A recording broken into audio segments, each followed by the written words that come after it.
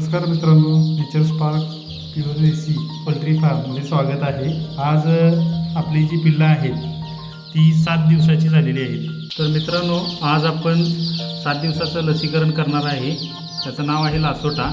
तर LaSota vaccination हे कसं मित्रांनो, हा आहे लासोटाचं वॅक्सिनेशन।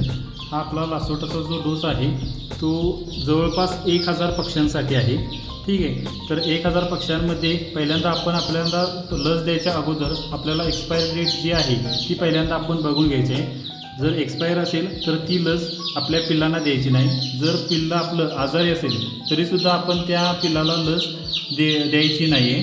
त्यानंतर याचबरोबर आपल्या मेडिकलमधून आणखीन एक बॉटल मिळते, त्याच्यामध्ये डायल्यूट वॉटर असतं। ते म्हणजे काय, ह्या हे जे लस आहे ही लस या डायल्यूट वॉटरमध्ये मिक्स करावी लागते आणि त्यानंतर आपण ती पक्ष्याला डोळ्यातून आपण ती लस देत असतो।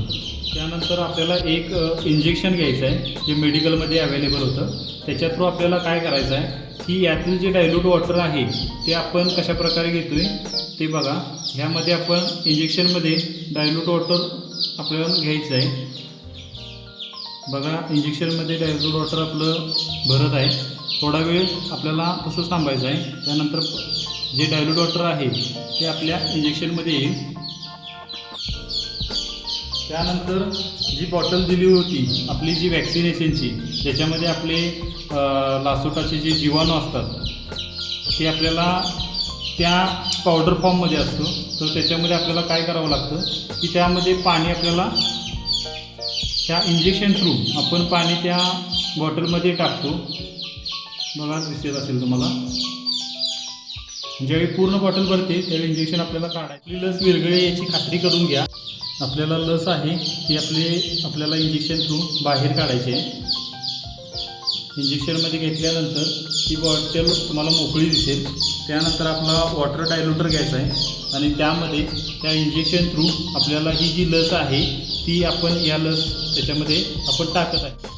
आपण लस एकत्र केलेली आहे डायल्यूट वॉटरमध्ये। पुन्हा एकदा थोडंसं आपल्याला 2 ते 3 वेळा आपल्याला ही बॉटल आहे ती खाली आणि वरती करायची आहे। पूर्णपणे मिक्स झालेली जी बॉटल आहे ती पूर्ण थंड पाण्यामध्ये, ज्या पाण्याचा आता बर्फ होता तो आता पाणी झालेला आहे, थंड पाण्यामध्ये आपल्याला ठेवायची आहे। कारण याच्यात जो बॅक्टेरिया असतो तो आपल्याला कमीत कमी 2 डिग्री सेल्सिअसच्या आतच आपल्याला ते जे टेम्परेचर आहे ते मेंटेन ठेवायचं आहे, नाहीतर त्यातील जीवाणू मरून जातात। त्या लसीचा काही उपयोग होत नाही।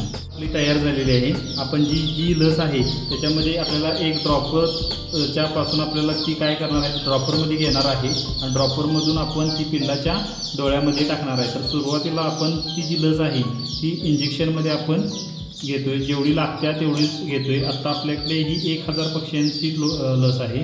तर आपले पक्षी आता 100 आहेत। 100 पक्ष्यांसाठी आपण त्या प्रमाणामध्ये लस घेत आहोत।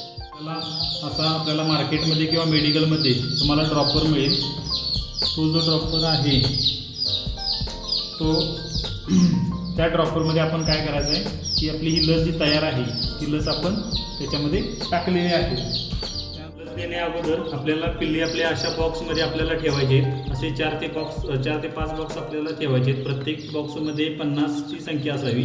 अशा पद्धतीनं आपल्याला, जेणेकरून आपल्याला ती लस आहे ती लस आपल्याला दिली असं आपल्याला समजेल। ड्रॉपरमध्ये आपण लसीकरण घेतलेलं आहे। लसीकरण आपल्याला 2 ते 3 प्रकारे करता येतं। एक म्हणजे आपण त्याच्या नाकात देऊ शकतो, त्यानंतर तोंडामध्ये, आणि तिसरं आहे ते डोळ्यामध्ये।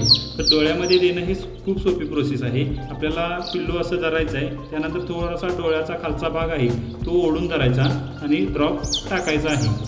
मला व्हिडिओमध्ये दिसत असेल की तो ड्रॉप आहे तो त्याच्या डोळ्यामध्ये जातो, तो डोळ्यातून त्याच्या पोटामध्ये होतो आणि पूर्ण पक्षी हा वॅक्सिनेट होतो।